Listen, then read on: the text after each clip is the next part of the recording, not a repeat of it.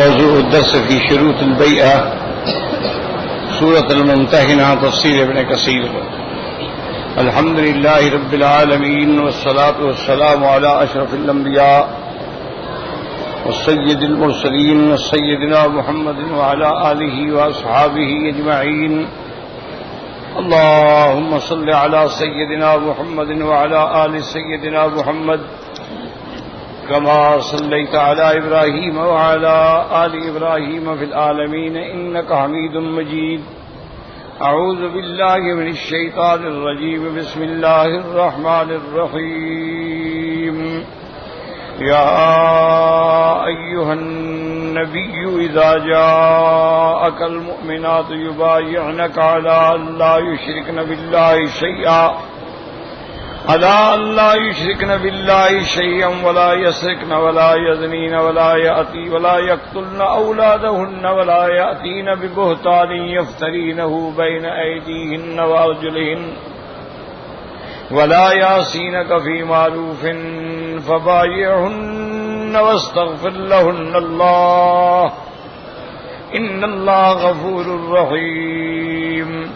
قال المؤلف والمفسر رحمه الله تعالى أدام النفع بعلومه وعلومكم في الدارين آمين إلى أن قال البخاري رحمه الله تعالى حدثنا يعقوب بن إبراهيم قال حدثنا ابن أخي ابن شهاب عن أمه قال أخبرني عروة عن عائشة رضي الله تعالى عنها زوج النبي صلى الله عليه وسلم أخبرته أن رسول الله صلى الله عليه وسلم كان يمتحن من هاجر إليه من المؤمنات بهذه الآية يا أيها النبي إذا جاءك المؤمنات يبايعنك إلى آخر الآية.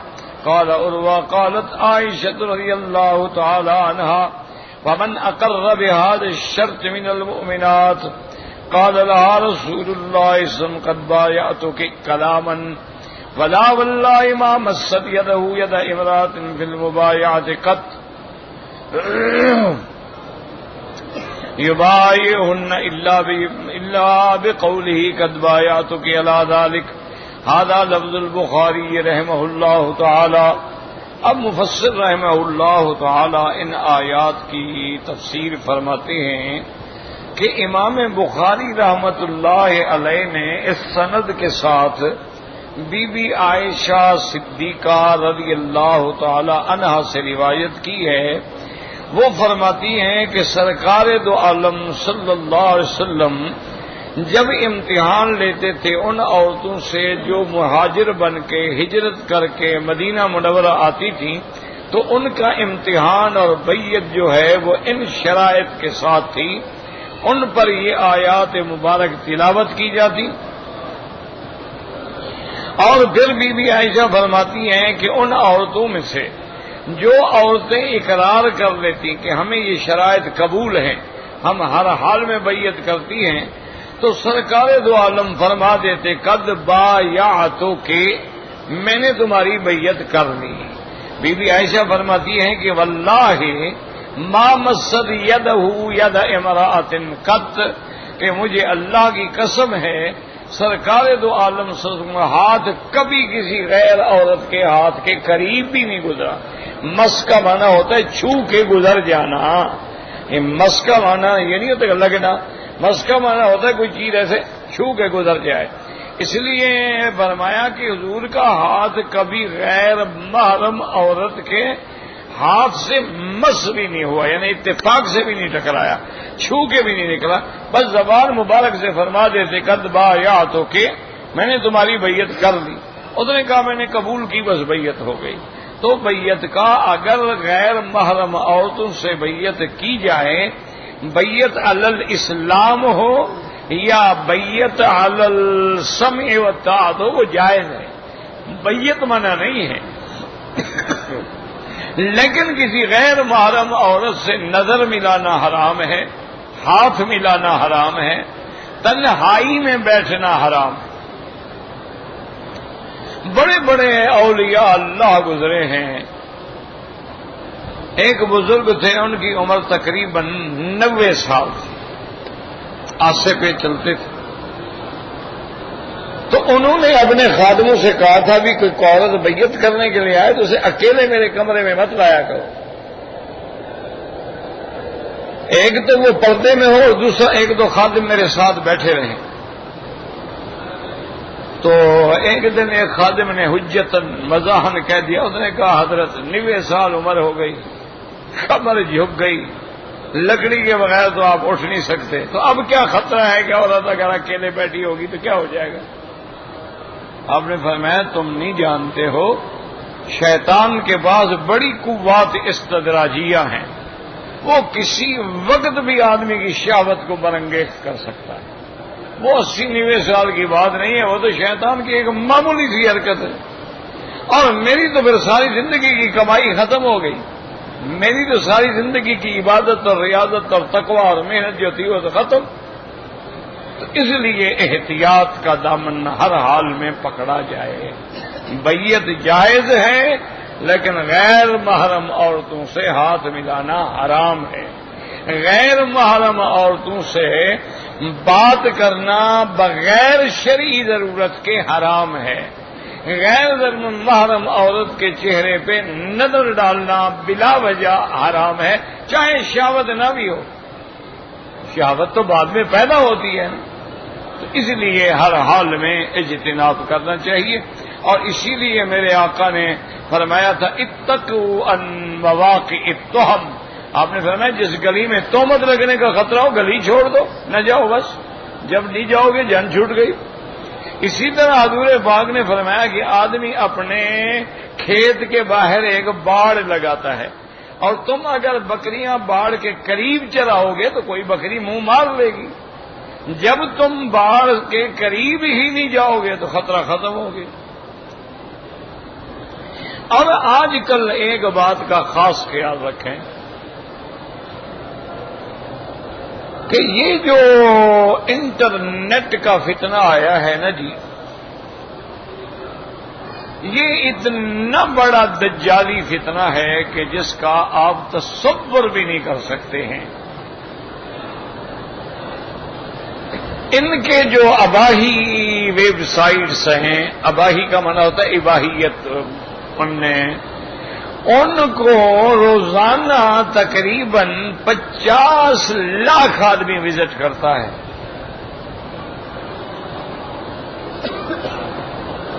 تو یہ جب گھر میں ہو نا جی تو پھر کسی اور ڈاکو کی, چور کی, زانی کی, شرابی کی ہونے کی ضرورت, ایک لیپ ٹاپ ہی کافی ہے.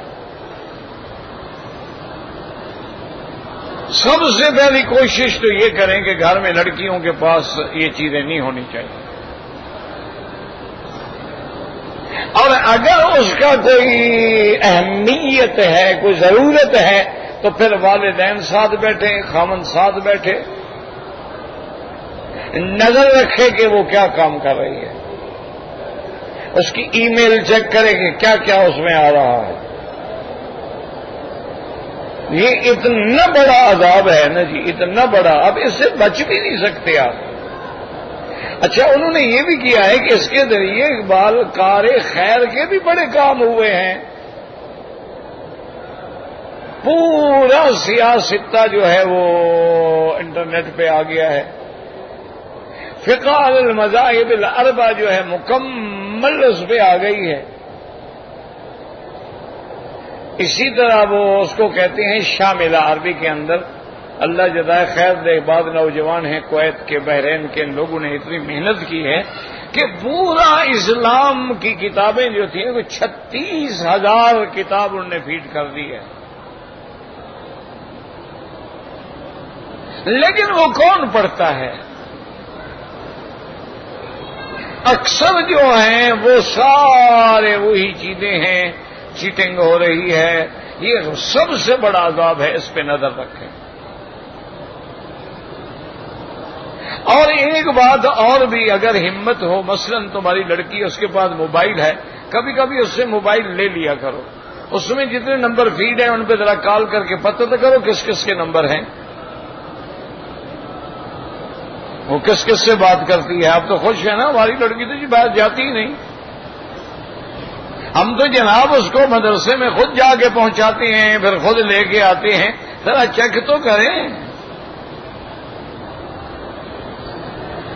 ایک ڈاکٹر تھے یہاں پر چلے گئے، ان کے پاس میں ایک مریض کو لے گیا، ایک نوجوان میرے عزیز تھے، انہوں نے کہا یار یہ بڑا بیچارہ ہر وقت پریشان ہے، بیمار ہے، کوئی سمجھ نہیں آ رہی، بڑے بڑے ڈاکٹروں کو دکھایا ہے، بڑے بڑے چیک اپ کرائی ہیں، تمام اس کی رپورٹیں ٹھیک ہیں، لیکن یہ بیچارہ دیکھیں سوکھتا جا رہا ہے، پریشان ہے، ہر وقت ٹینشن ہے، ہر وقت بیچارہ گھبرایا ہوا ہے۔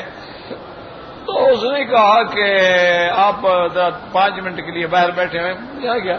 اس کے بعد وہ ڈاکٹر صاحب بھی نکل آئے، اس لڑکے کو بھی لے آئے، کہنے کہ بیٹا تمہاری کار کہاں ہے، گاڑی کہاں ہے؟ اس نے کہا جی گاڑی باہر کھڑی۔ کہا چلو۔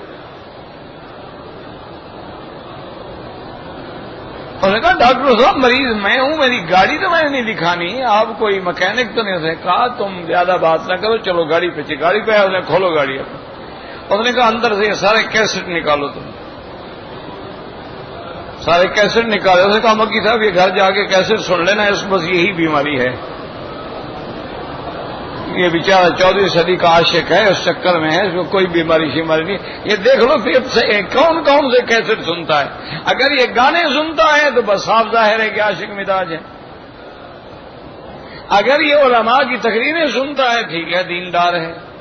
انہوں نے کہا بیماری تو اس کے گھر میں ہے، ہر وقت گاڑی میں ساتھ ہے، اور واقعی ہوئی۔ تو اس لیے کوشش کریں اپنے اہل و عیال کو بچانے کی۔ اور دوسری میری بات یاد رکھیں، من نہ کر دم شما حضر بکلید، ہم تو نہ کر سکے، آپ کوشش کریں کہ جب بچے کی عمر 4 سال ہو جائے نا، اس کو ہر وقت اپنے ساتھ رکھیں، اسی وقت سے اس کا لباس اسلامی رکھیں، اسی وقت سے اس کو مسجد میں لے آئیں، اسی وقت سے اس کو قرآن آپ پڑھ رہے ہیں ساتھ بیٹھا رہے، اور جوں وہ بڑا ہوتا جائے پھر ایسے مدرسے میں اس کا داخلہ کریں جہاں صرف پڑھایا نہ جاتا ہو، ساتھ تربیت بھی ہو، اصلاح بھی ہو، تو انشاءاللہ ثم انشاءاللہ پھر اولادیں نہیں بگڑتی۔ اب آپ دیکھیں یورپ میں جہاں شیطان ننگا ناچتا ہے، ہمارے مسلمانوں کے بچے بچیاں تہجد پڑھتے ہیں۔ آپ جہاں چلے جائیں، امریکہ میں چلے جائیں، یورپ میں چلے جائیں، آپ جرمنی میں جائیں، ہالینڈ، جو بگڑ گئے ہیں نا جی، وہ تو خیر انگریزوں سے بھی گر گئے، اور جن کو اللہ نے دین کے ساتھ تعلق نصیب کیا ہے، آپ حیران ہوں گے کہ چھوٹے چھوٹے بچے ہیں رات کو تہجد کے لیے کھڑے، صبح جاتے ہیں بیچارے ناشتہ کر کے اپنے انگریزی اسکولوں میں، وہاں سے 1:30 بجے چھٹی ہوتی ہے، والدین ان کا ٹفن لے کے جاتے ہیں، ان کو وہیں کھانا کھلاتے ہیں، 2 بجے ان کو دینی مدرسے میں چھوڑ دیتے ہیں، پھر شام کو 6 بجے، صبح 6 بجے کا گیا وہ شام 6 بجے گھر واپس آتا ہے،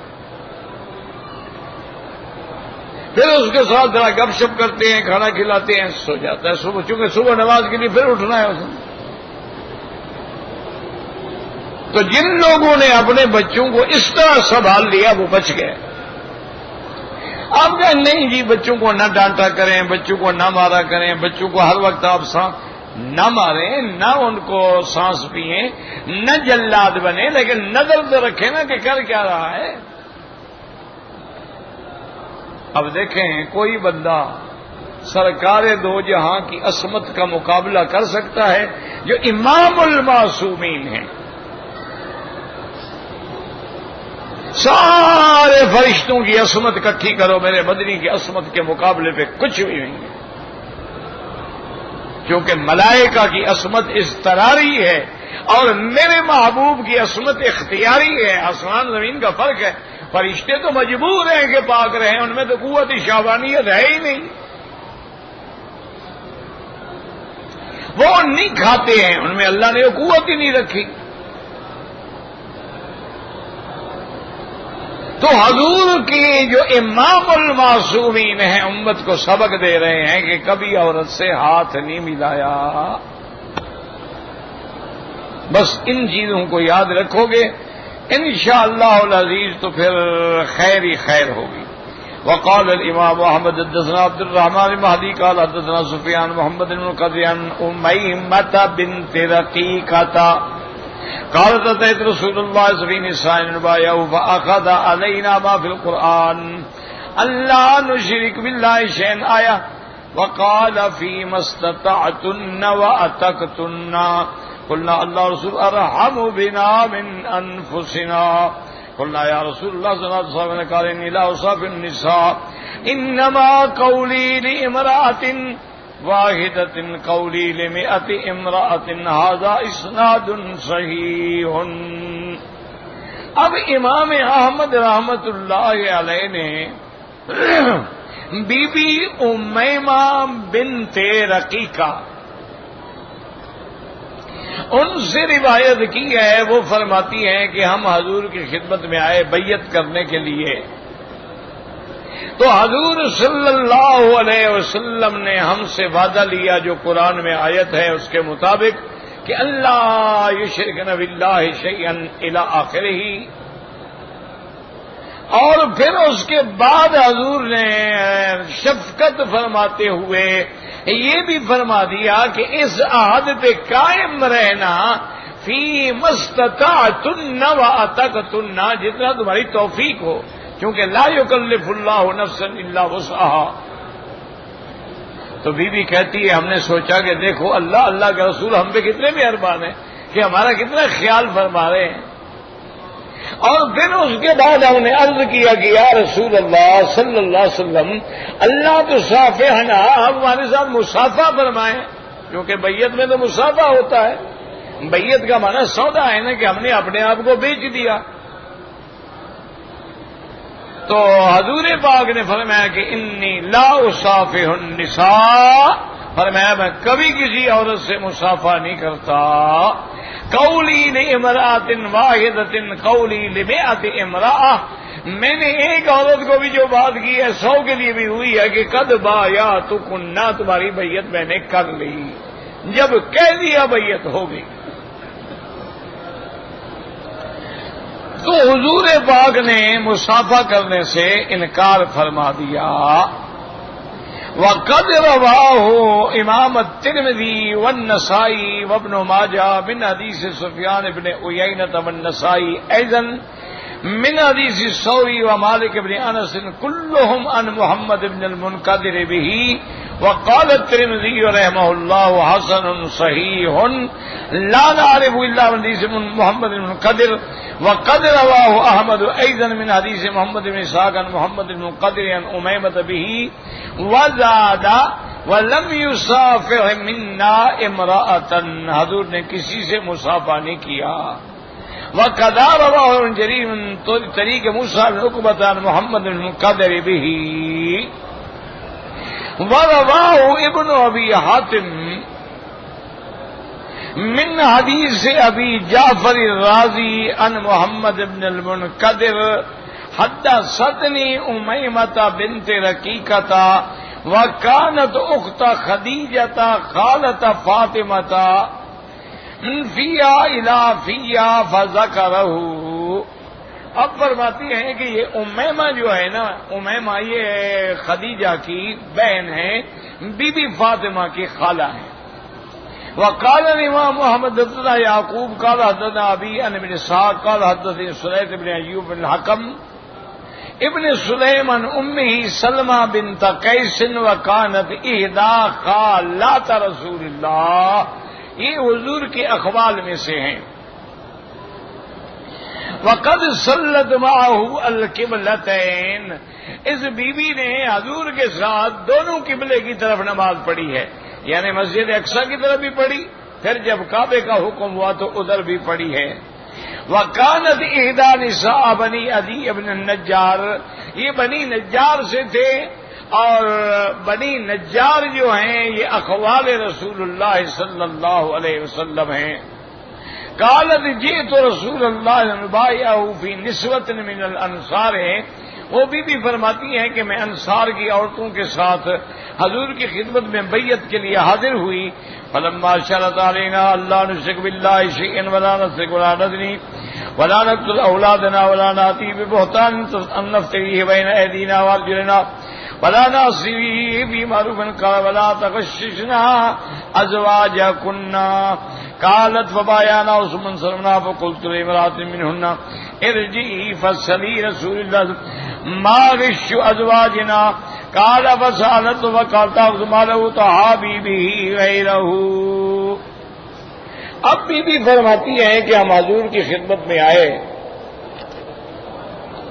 تو رحمت دو جہاں نے یہ شرط پیش کی کہ شرک نہیں کرو گے، چوری نہیں کرو گے، زنا نہیں کرو گے، اولادوں کو قتل نہیں کرو گے، بہتان نہیں باندھو گے، کسی غیر کے بچے کو اپنا یا اپنے بچے کو غیر کا نہیں کہو گے، اور نہ کسی معروف میں نافرمانی کرو گے، اور آخر میں آپ نے یہ بھی فرمایا کہ اپنے خاوندوں کو دھوکہ نہیں دو گے. وَلَا تَغْشَشْنَ أَزْوَاجَكُنَّ. بی بی فرماتی ہے ہم نے بیعت کر لی. بیعت کرنے کے بعد میں نے ایک عورت سے کہا بھی حضور سے پوچھیں بھی خاوند کو دھوکہ دینے کا کیا مطلب ہے؟ تو حضور نے فرمایا یہ ہے کہ خاوند کا مال اٹھا کے اپنے دوستوں کو، رشتہ داروں کو، ماں باپ کو بھیجے تو یہ غش ہے، یہ دھوکہ ہے. ایسا کرنا جو ہے عورت کے لیے حرام ہے. عورت اپنے خاوند کے مال میں اتنا تصرف کر سکتی ہے جتنا اس کی اجازت ہے، بغیر اجازت کے وہ تصرف نہیں کر سکتی ہے. وقال الامام احمد حدثنا ابراہیم بن عباس قال حدثنا عبد الرحمن بن عثمان بن ابراہیم بن محمد بن حاتم حدثني ابي عن امه عائشة بنت قدامة يعني ابنة قد انا مع امي رائتة ابنة سفيان الخزاعية والنبي صلى الله عليه وسلم النسوة يقول أبايعكن على أن لا تشركن بالله شيئا ولا تسرقن ولا تزنين ولا تقتلن أولادكن ولا تأتين ببهتان تفترينه من بين أيديكن وأرجلكن ولا تعصينني في معروف قلن نعم فيما استطعتن فكن يقولن وأقول معهن أمي تقول لي أي بنية نعم فكنت أقول كما يقولن. اب بی بی فرماتی ہیں کہ میں اپنی والدہ رائتہ بنت سفیان الخزاعیہ کے ساتھ آئی حضور کی بیعت کرنے کے لیے. حضور نے عورتوں سے بیعت لی اور یہی شرطیں پڑھی جو شرطیں قرآن میں ہیں، اور آخر میں آپ نے فرمایا کہ جتنا تم لوگوں کو طاقت ہے. میں بھی وہی کہتی رہی جو آپ کہتے گئے، لیکن مجھے میں نے کہا بھی نام کہہ دو، اتنا ہی کافی ہے. وقال البخاري رحمه الله حدثنا معمر قال حدثنا عبد الوارث حدثنا ايوب عن حفصة بنت سيرين عن ام عطية قالت بايعنا رسول الله فقرأ علينا ولا تشركن بالله شيئا ونهانا عن النياحة فقبضت امرأة يدها قالت أصدتني فلانا فأريد أن أجزيها فما قال الله شيئا فانطلقت فرجعت فبايعها. رواه مسلم. اس حدیث مبارک میں یہ آتا ہے کہ ام عطیہ بی بی فرماتی ہیں کہ ہم نے حضور کی بیعت کی اور جن حروف میں بیعت ہوئی اس کے علاوہ ہم سے حضور نے یہ بھی عہد لیا کہ کسی کی میت پہ نیاح کہتے ہیں رونا. جیسے دیہاتوں میں رواج ہوتا ہے نا، عورتیں اکٹھی ہو جاتی ہیں اور ماتم کرتی ہیں اور روتی ہیں اور ایک کپڑے پھاڑتی ہیں اور تھپڑ مارتی ہیں اور سروں میں مٹیاں ڈالتی ہیں، تو اس نیاح سے بھی حضور نے منع فرمایا. تو بی بی فرماتی ہیں کہ ایک عورت بیعت کے لیے بیٹھی تھی، وہ چپ کر کے ہاتھ کھینچ کے پیچھے چلی گئی. پھر ہم نے پوچھا کہ کیا وجہ ہے؟ اس نے کہا جب میں حضور سے وعدہ کر لیتی کہ بھئی کسی کی میت پہ نیاح نہیں کریں گے، لیکن فلاں عورت نے میری مدد کی تھی، میرے خاندان کی موت پہ آ کے اس نے میرے ساتھ ماتم میں شریک ہوئی تھی، ابھی اس کا ماتم ہو رہا ہے، میں نے کہا چلو میں اس کا حق تو پورا کر دوں پھر بیعت کروں گی، اس کے بعد تو میں نے نہیں کرنا. تو اس لیے میں چلی گئی تھی بھی اس کے ساتھ جو اس نے مجھ پہ احسان کیا تھا اس کا بدلہ تو دے دوں نا اس کو. لیکن اس کے پھر آ کے اس نے بیعت کی. کہا چونکہ بیعت کے بعد تو پھر ہم سوچ ہی نہیں سکتے. کہ جب ہم نے حضور سے عہد کر لیا ہے پھر کیسے ہم مخالفت کریں گے؟ یہ تو ہم مسلمان ہیں نا ماشاءاللہ، عمرے بھی کرتے ہیں، حج بھی کرتے ہیں، کعبہ شریف میں بھی آتے ہیں، رمضان بھی گزارتے ہیں، 27 29 کی رات میں رو رو کے دعائیں بھی کرتے ہیں، اعمال اسی طرح جیسے کرتے تھے ویسے کے ویسے۔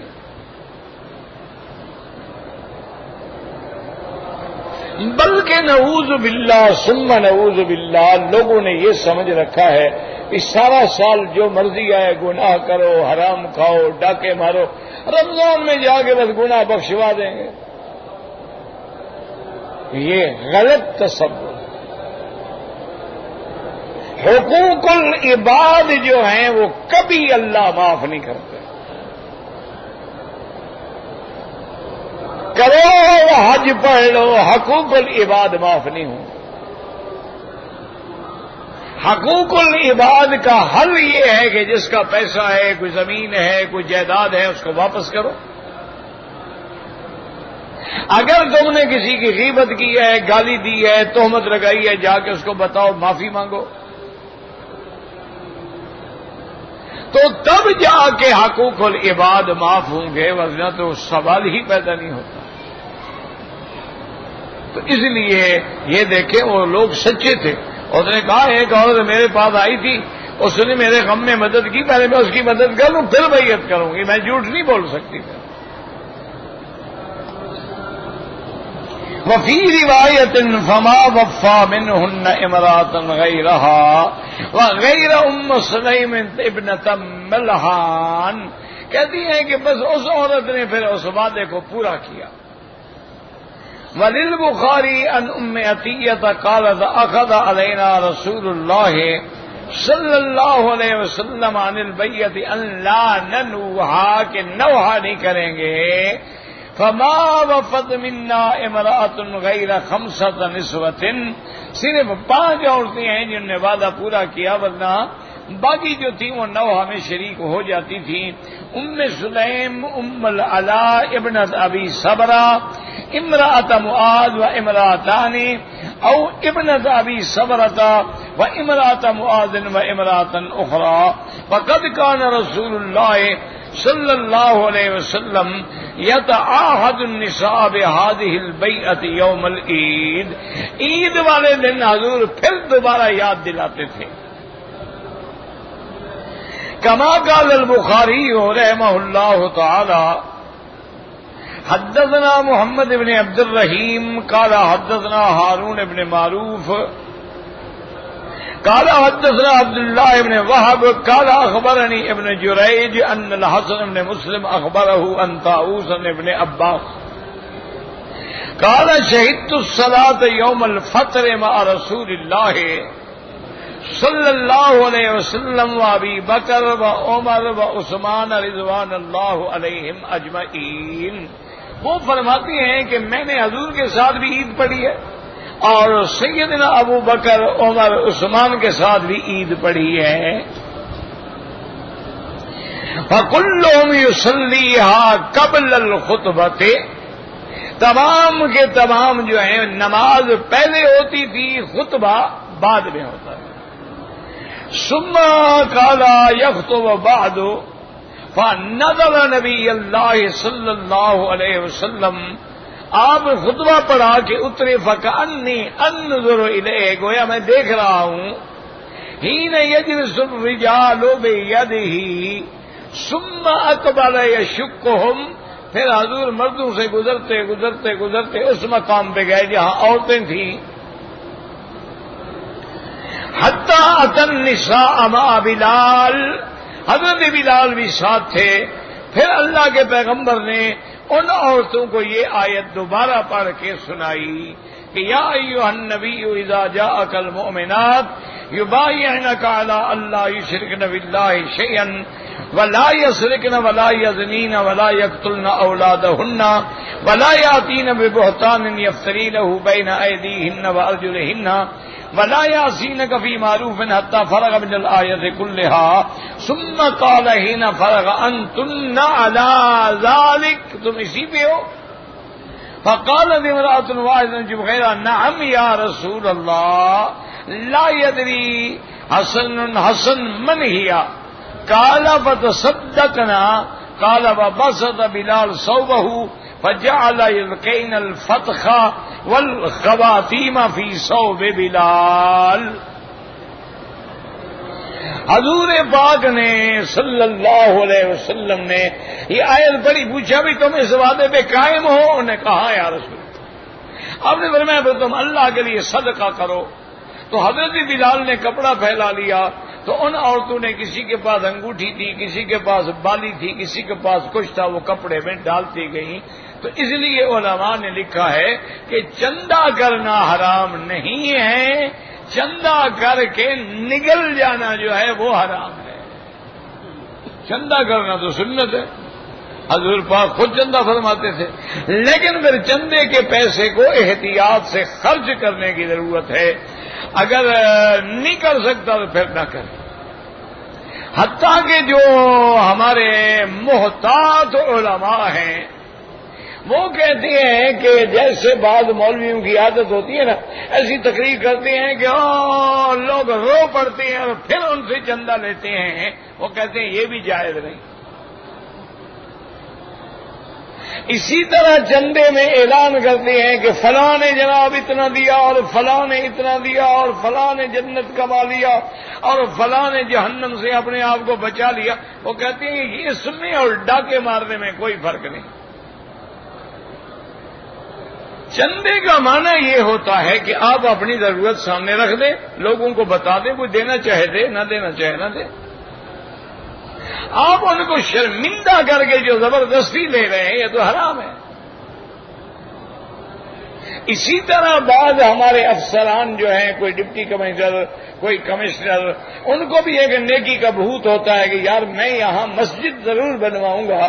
وہ اپنی طرف سے ایک 5 روپے کی پرچی, ایک ٹیکس بنا دیتا ہے کہ جو بندہ جس کام کے لیے آئے پہلے 5 روپے کی پرچی کاٹے مسجد کے چندے کی.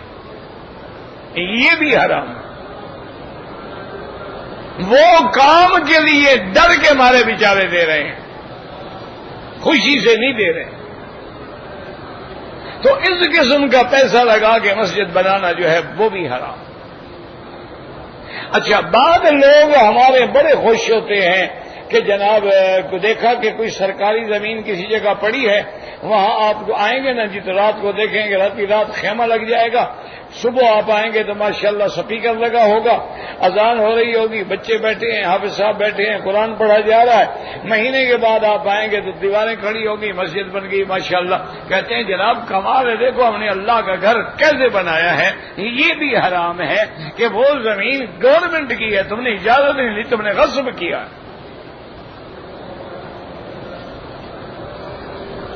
اسی طرح ہر موضع میں شاملات دے ہوتی ہے, یعنی موضع کی تقسیم سے جو زمینیں بچی ہوتی ہیں وہ بھی سرکاری ہوتی ہیں. جب تک وہ نیلام نہ ہو, باقاعدہ نہ خریدو, وہاں مسجد مدرسہ بنانا حرام ہے. کیا کسی زمین میں ایک آدمی نے کہا جی میں یہ زمین مسجد کے لیے دیتا ہوں, بھئی یہ کس کی زمین ہے؟ اس نے کہا جی میرا بھائی ہے, وہ فوت ہو گیا, اس نے وصیت کی تھی کہ فلاں زمین جو ہے وہ مسجد میں دی جائے. اچھا, میں نے کہا اس کے کوئی چھوٹے بچے بھی؟ انہوں نے کہا ہاں جی 2-3 بچے چھوٹے ہیں, باقی بڑے ہیں. اب جب تک چھوٹے بچے بالغ نہ ہوں وہ زمین لینے کا کوئی حق نہیں ہے. وہ اجازت دیتے ہیں کہ نہیں دیتے؟ اس لیے ہمیشہ یاد رکھیں کہ اگر اللہ کا گھر بنانا ہے, مسجد بنانی ہے, نیک کام کرنا ہے, تھوڑا کریں لیکن خالص حلال. آپ نے خیرات کرنی ہے, کوئی ضروری نہیں ہے کہ آپ 1 لاکھ ریال, 1 ریال خیرات کا دو لیکن حلال. ان اللہ طیب لا يقبل الا الطیب, اللہ پاک ہیں اور پاک چیز کو قبول فرماتے ہیں. ان چیزوں کا خیال رکھیں تو بہت بڑی اصلاح ہو سکتی ہے. وقال الامام احمد بن ناخل ملید قال حدثنا عباس بن سليمان بن عمرو بن شعيب نبي عن جدي قال جاءت اميمه بنت رقيقه الى رسول الله صلى الله عليه وسلم تبايعه على الاسلام وقال بايعك على الله تشرکی باللہ شیئا ولا تشرکی ولدک ولا تأتینی ببہتان تفترینہ بین یدیک ورجلیک ولا تنوہی، ماتم نہ کرنا، ولا تبرجی تبرج الجاہلیت الاولی، زمانہ اولا کی جاہلیت کی طرح ایسا لباس نہ پہننا جس سے تیرا بدن نظر آئے، یعنی کپڑا اتنا باریک ہے کہ بدن نظر آ رہا ہے، یا کپڑا اتنا موٹا ہے لیکن اتنا سکن ٹائٹ ہے کہ ہر عضو الگ نظر آ رہا ہے، تو وہ بھی گویا عریا ہے، وہ بھی۔ اسی لیے حضور نے فرمایا تھا رب کاسیات عاریات، میری امت میں ایسی عورتیں بھی آئیں گی بظاہر کپڑا پہنا ہوا ہوگا لیکن وہ ننگی ہوں گی۔ وقال الامام احمد حدثنا سفیان عن الزہری عن ابی ادریس الخولانی ان عبادۃ بن الصامت قال كنا عند رسول اللہ صلی اللہ علیہ وسلم فی مجلس فقال تبايعوني على ألا تشركوا بالله شيئا ولا تسرقوا ولا تزنوا ولا تقتلوا أولادكم كما الآية التي أهدى النساء إذا جاءك المؤمنات فمن وفى منكم فأجره على الله، جس نے بیعت وفا کی اس کا اجر اللہ پر ہے، ومن أصاب من ذلك شيئا فعوقب به فهو كفارة له، اگر ان چیزوں میں سے کسی میں اس نے خیانت کی اور اس کو سزا ملی تو سزا کفارہ بن جائے گا، ومن أصاب من ذلك شيئا فستره الله عليه فهو إلى الله، اگر کسی نے گناہ کیا لیکن پکڑا نہیں گیا، اس کا معاملہ اللہ کے سپرد ہے، اللہ نے پردہ ڈال دیا ہے، تو اب آگے بھی اللہ کی مرضی ہے، اللہ چاہے تو اس کو عذاب دے، اللہ چاہے تو معاف فرما دے، انشاء غفر له انشاء عذبه اخرجاه فی الصحیحین، یعنی یہ روایات جو ہیں بخاری اور مسلم دونوں میں موجود ہیں، واللہ اعلم۔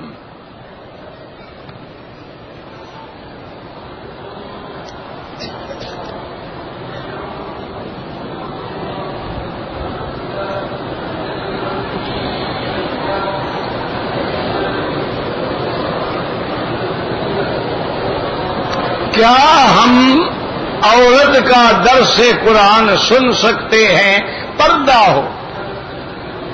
اگر حجاب ہے درمیان میں اور وہ اللہ کا قرآن بیان کرے یا حدیث بیان کرے، سن سکتے۔ صحابہ آ کے بی بی عائشہ سے دین نہیں پوچھتے تھے، مسائل پوچھتے تھے، دین پوچھتے تھے، دین سیکھتے تھے، تو وہ بھی جائز ہے لیکن پردے کا باقاعدہ اہتمام ہو۔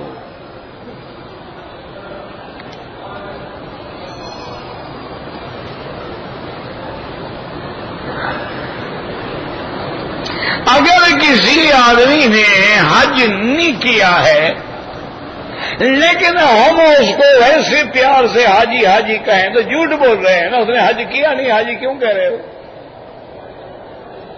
یہ کون سا پیار ہے؟ آپ کو پیار جھوٹ بولنے میں ملتا ہے، حق سچ بولنے میں نہیں ملتا، تو بالکل ناجائز ہے، اس نے حج ہی نہیں کیا۔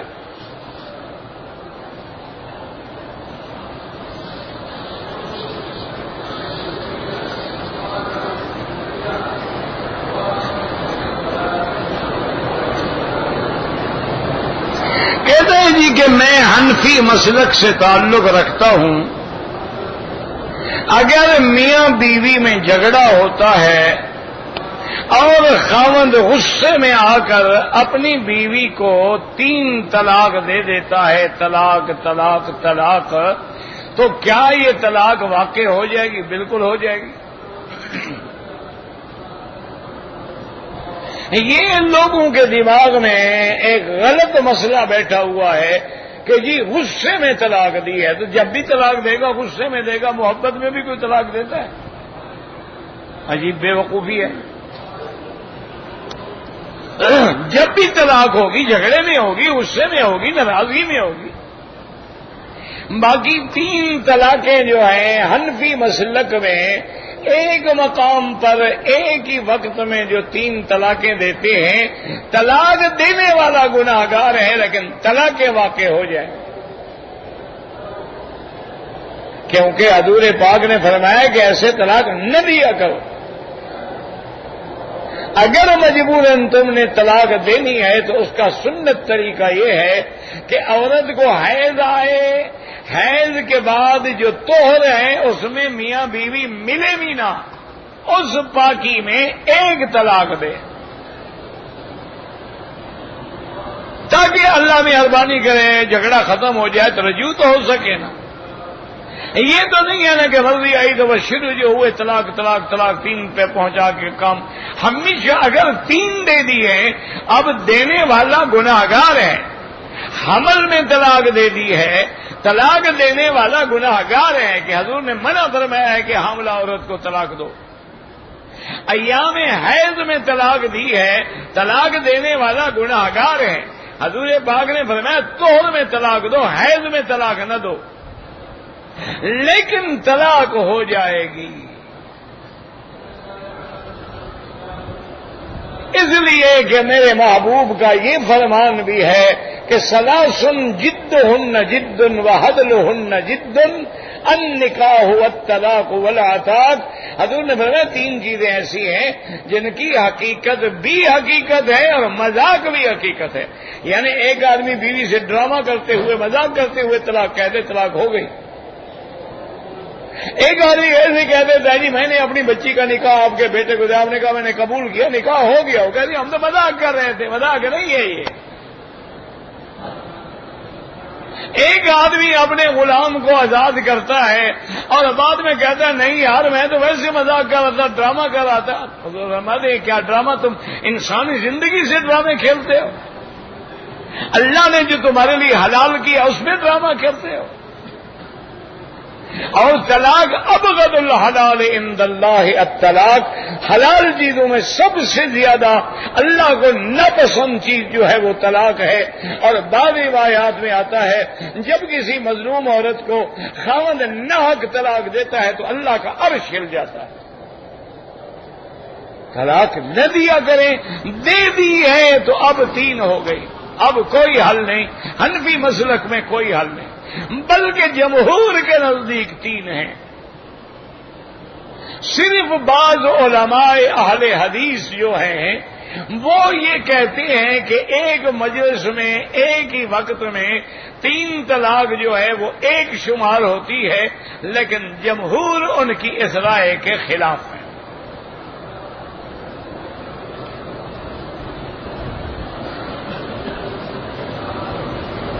ابھی بھی طلاق کے بعد دونوں ایک گھر میں رہتے ہیں. گھر میں کیا مانا، 3 طلاقیں ہو گئی، عورت اجنبیہ ہے، ایک گھر میں رہنا حرام ہے.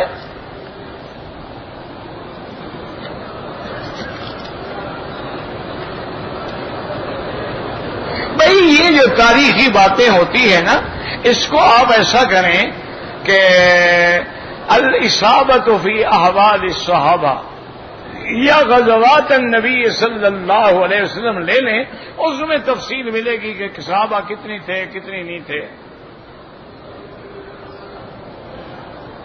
غزوہ خندق میں حضرت جابر کے 2 بچوں کا واقعہ، اللہ عالم کون سا واقعہ.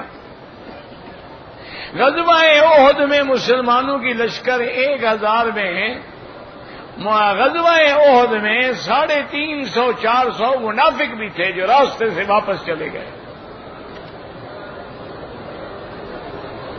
کہتے جی کہ ہمارے ہاں جو امام ہیں ان کی داڑیاں چھوٹی ہیں تو مقتدی بھی تو کریم شیب ہوں گے نا. بہرحال اگر امام کی داڑھی 1 مچ سے کم ہے وہ شرعاً امام نہیں بن سکتا، کیونکہ داڑھی بار بار منڈانا یا کترانا جو ہے گناہ کبیرہ ہے اور آدمی فاسق ہو جاتا ہے.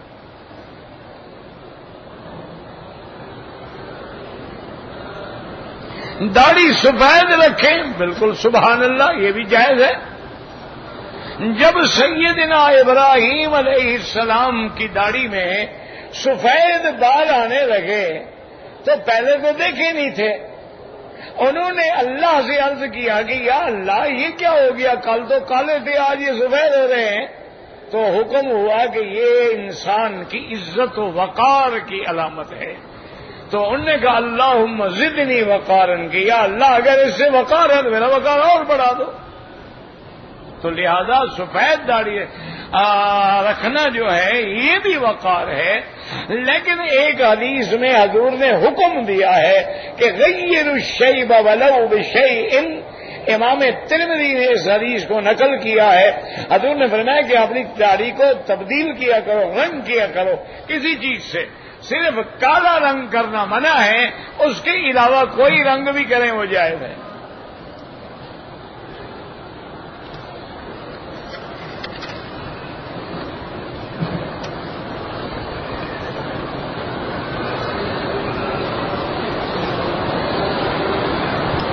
کہتے ہیں جی کہ مجھے بعض لوگوں نے بحث میں مباحثہ میں قدوری فتاوی قاضی خان سے کچھ ایسی عبارتیں پیش کی ہیں جس سے مجھے بڑی ندامت ہو رہی ہے. تم کوئی عالم ہو کہ تمہیں ندامت ہو رہی ہے؟ تم عالم ہو.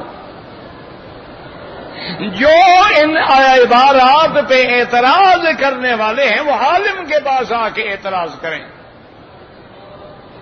جاہل کے پاس اعتراض کرنے کا کیا فائدہ ہے؟ اور دوسری بات یاد رکھیں، یہ حوالے کوئی نئے نہیں ہیں کہ جی حنفی کی کتابوں میں لکھا ہوا ہے کہ من تزوج امرأة محرمة یا من تزوج او من وطأ یعنی ما امہا فلا حد علیہ، کہ جس نے ماں سے زنا کیا اس پہ حد نہیں ہے. جس نے کسی اپنی محرم سے زنا کیا اس پہ حد نہیں ہے. یہ حنفیوں کی کتابوں میں لکھا ہوا ہے، بالکل لکھا ہوا ہے جناب. لیکن اللہ نے اگر تمہارا علماء اولیاء اللہ سے بغض رکھنے کی وجہ سے عقل چھین لیا ہے تو ہمارا کیا قصور ہے؟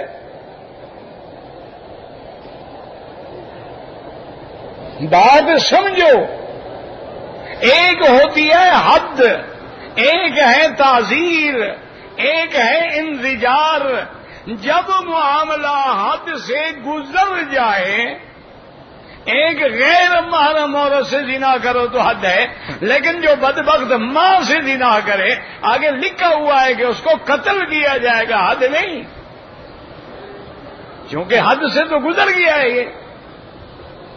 یہ معنی ہے کہ اس پہ حد نہیں ہے. یہ معنی نہیں کہ ماں سے زنا کرتا ہے کچھ نہ کہو اس کو. یہ کہاں لکھا ہوا ہے؟ اب جاہلوں کا کیا رونا رویا جائے. ایک آدمی عام عورت سے زنا کرتا ہے، ایک بہن سے زنا کرتا ہے، تو کیا دونوں کی حد برابر ہوگی؟ اس لیے کہا جاتا ہے کہ بھی اس پہ حد نہیں ہے. بھائی احرام باندھا کریں تو ناف سے اوپر باندھا کریں نا. اپنے اوپر بھی لعنت اور دیکھنے والے پر بھی لعنت اور عمرہ بھی برباد. اگر آپ نے عمرہ کیا تو نہیں ہوا آپ کا عمرہ، نہ طواف ہوا نہ صفا ہوا. یہ تو من سرت ادھر رک بھائی، تو عورہ ہے، اس کا چھپانا لازم ہے. نہیں چھپایا ہوا ہے مانے ننگا آپ نے کیا ہے. لوگ خیال ہی نہیں کرتے محرام کی چادر نیچے باندھ دیں گے یا اوپر باندھیں گے، کھستے کھستے کھستے نیچے ہو جائے گی. وہ تو نہ طواف ہوگا نہ عمرہ ہوگا نہ نماز ہوگی. خیال ہی نہیں، بس عمرہ ہے، عمرہ کر رہے ہیں ماشاءاللہ. تو بات کو سمجھا کرو. اگر تمہیں ایک بات سمجھ نہ آئے، اس میں قاضی فتاوی قاضی خان کا یا اس میں متن قدوری کا کیا قصور ہے جناب؟ کسی عالم سے جا کے پڑھو پہلے، پھر اعتراض کرو.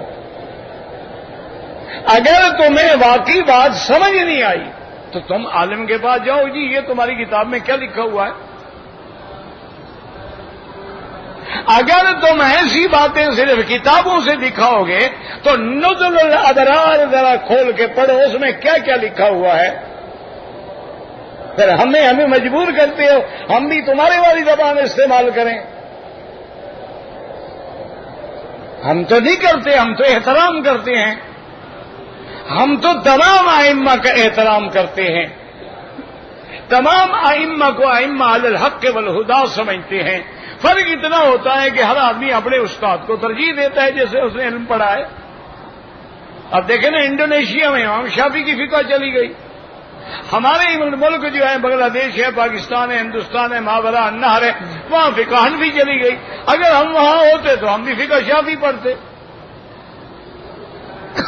یہ تمام ائمہ جو ہیں علی الحق والہدی ہیں، لیکن کسی پر اعتراض کرنے سے پہلے صاحب البیت ادری بالبیت، کسی عالم حنفی کے پاس جائیں، عالم کے پاس جا کے کہیں حضرت یہ آپ کی کتاب ہے، اس میں یہ لکھا ہے مجھے سمجھ نہیں آ رہی، مجھے سمجھا دیں۔ اگر اعتراض کرنا مقصد ہے تو پھر مہربانی کر کے نظر الابرار جو تمہاری فقہ کی عظیم کتاب ہے اس میں بھی کھول کے ذرا پڑھو کیا کیا لکھا ہوا ہے۔ اگر میں کہوں گا تو پھر تم کہیں منہ دکھانے کے قابل بھی نہیں رہو گے۔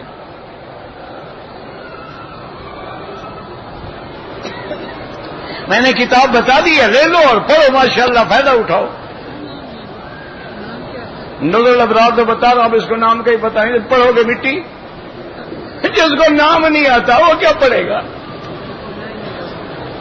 کہتے جی کہ اگر ہم حنفی ہیں، عصر کی جماعت نہیں ملی تو آپ اپنی جماعت کر لیں، حنفی ہو کوئی ہو، نماز نہیں ملی جماعت کرو۔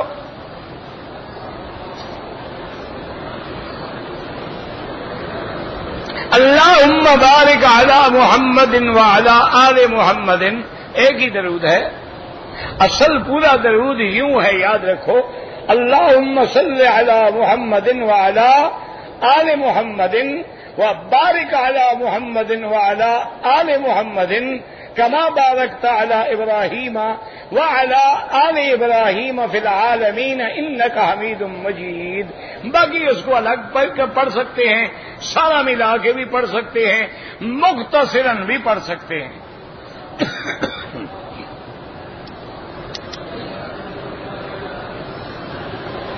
داڑھی کو پانی بالکل لگانا چاہیے، خلال بھی کرنا چاہیے۔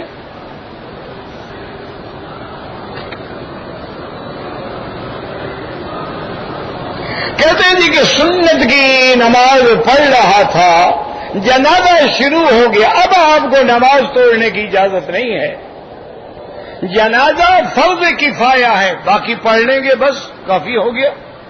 آپ جو سنت کی نیت کر چکے ہیں اس کا پورا کرنا واجب ہے، درمیان میں چھوڑو گے تو پھر پڑھنی پڑے گی۔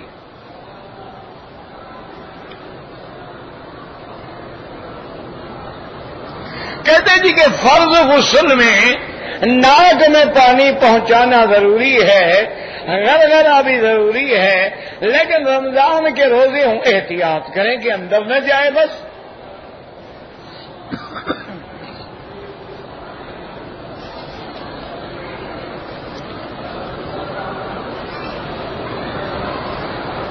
اگر پہلی رکعت میں امام سجدے میں تھا اور ہم ملے ہیں وہ رکعت شمار نہیں ہوگی، اگر رکوع ملے گا تو نماز شمار ہوگی۔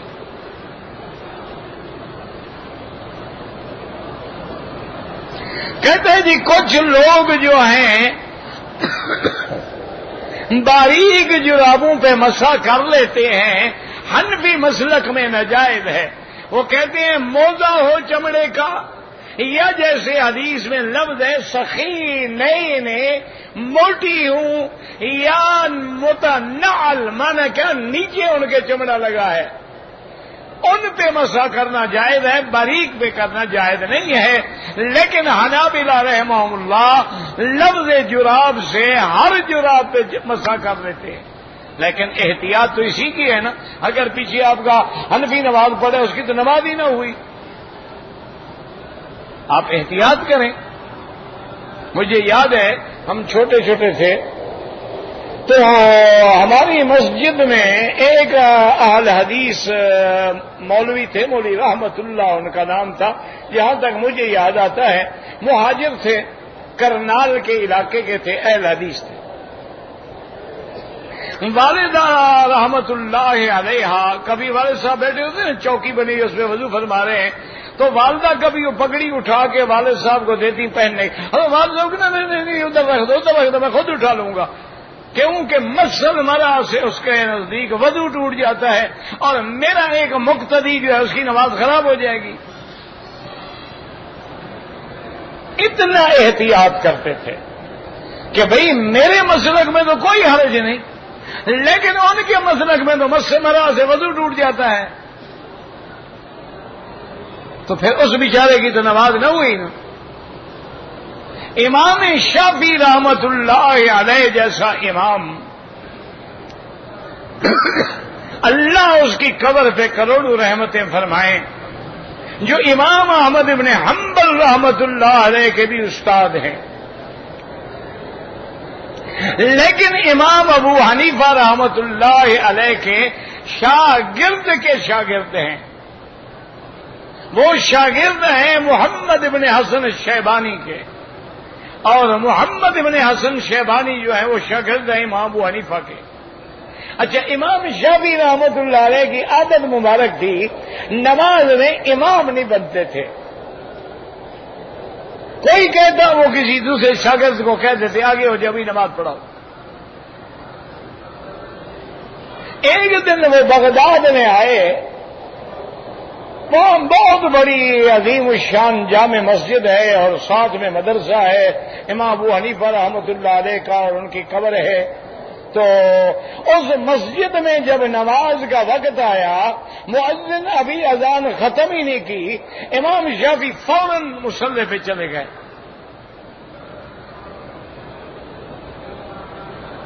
بہرحال تکبیر ہوئی، آپ نے نماز پڑھائی، شاگرد بڑے خوش ہوئے، نے کہا شکر ہے کہ آج ہمیں امام کے پیچھے نماز پڑھنے کا موقع مل گیا۔ انہوں نے کہا حضرت آج آپ امام کیسے بن گئے؟ انہوں نے کہا یار امام ابو حنیفہ کے نزدیک مقتدی پہ فاتحہ پڑھنا ضروری نہیں، میرے نزدیک فاتحہ پڑھنا ضروری ہے، تو میں نے کہا آج اس کے مدرسے میں کھڑے ہو کے مخالفت نہ کروں، آج میں امام بن جاؤں۔ امام کے لیے تو جھگڑا ہی نہیں نا، سب نے پڑھنی۔ یہ ادب تھا، یہ احترام تھا کہ کسی دوسرے پر کیچڑ نہیں اچھالتے تھے۔ اسی لیے ہمیں حکم ہے کہ اگر کسی اولیاء اللہ کا یا کسی صوفی کا، کسی بزرگ کا کوئی قول پڑھیں، ہمیں سمجھ نہ آئے چپ کر جائیں، کیوں؟ وہ ہمارے فیلڈ نہیں ہے، ہم تو ہم نے کبھی پڑھا ہی نہیں ہے، تو ہمیں کیا پتا ہوگا کہ ان کے اس قول کا کیا مطلب تھا، اور یہ بات انہوں نے کن حالات میں کہی تھی۔ اسی لیے حکم ہے کہ اقوال صوفیہ در شریعت حجت نیست، صوفی حضرات کے اقوال جو ہیں شریعت میں حجت نہیں ہوتے، لیکن اگر کوئی قول سمجھ نہ آئے تو آپ بڑے عالم سے رجوع کرو۔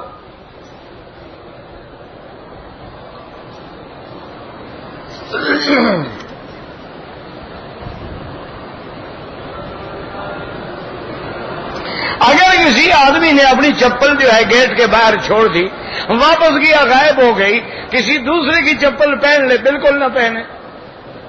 اپنی چپل کو کس نے کہا ہے کہ گیٹ کے باہر چھوڑ دو؟ کپڑے میں لپیٹ کے ساتھ رکھو۔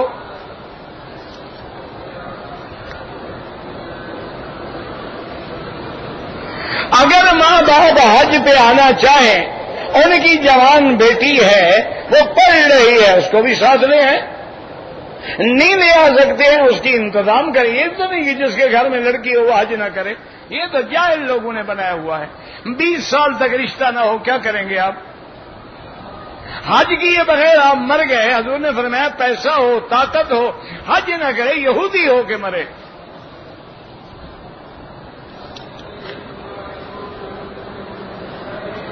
کہتے ہیں جی کہ بعض عورتیں یہ بھویں کے بال نوچتی ہیں، حرام ہے۔ اللہ نے جو پیدا کیا ہے وہی حسن ہے، اللہ نے جو شکل دی ہے اسی پہ شکر کرو۔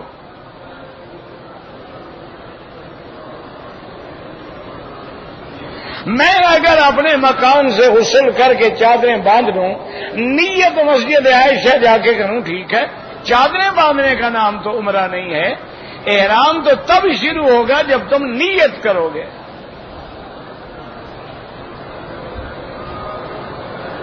ہم نے کل جانا ہے طواف الوداع، جب موقع ملے کل کر لینا۔ ویسے عمرے والوں کے لیے واجب نہیں ہے، لیکن افضل یہ ہے کہ طواف الوداع کریں، کیا پتہ پھر زندگی ہوگی تو آئیں گے نا کعبے میں۔